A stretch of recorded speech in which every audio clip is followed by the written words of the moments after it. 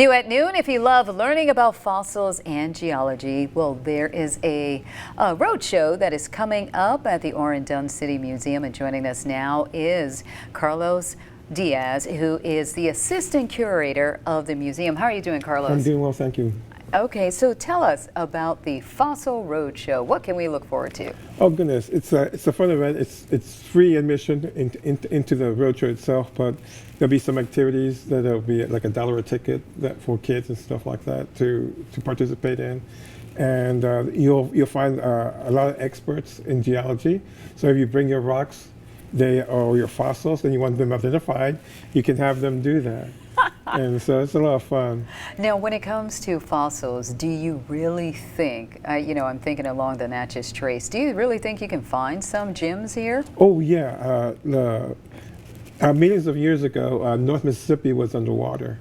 And so you'll find a lot of fossils, aquatic marine life, fossils, especially Mosasaurus shark. And you find teeth or spine or something like that. So there's quite a few things they can find around here.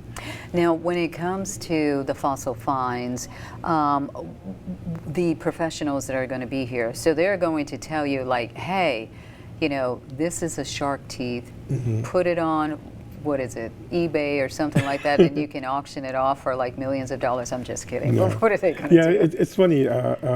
We just finished installing the new exhibit of rocks, fossils and gems this afternoon, and we had a school group come in this morning. And when they see the shiny stuff, the girls, mostly girls, will ask what's worth and stuff like that. They really love it. And we have a great exhibit at the museum starting today until November 14th. And then we also have an event the day before the Rock Fest on Friday, November 1st. George Phillips, a paleontologist, will talk about the history of paleontology in Mississippi.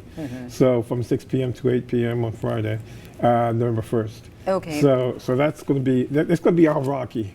It's going to be your Rocky. Okay, what makes rocks though so fascinating? Well, I don't know. I think especially when you find something shiny and stuff like that. A lot of people, are fascinated by gold and things like that. But it tells a story about the area where you live, and I think that it is helpful. I mean, it's very hard to imagine the Grand Canyon, Wow.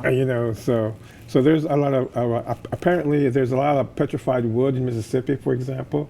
So much so that it's one of our state emblems here from Mississippi, and so there's a lot to learn, and also apparently a lot of people that grew up in farms have found, all kinds of fossils and stuff like that. All right. Well, thank you so much there, Carlos, for joining us. We'll be right back.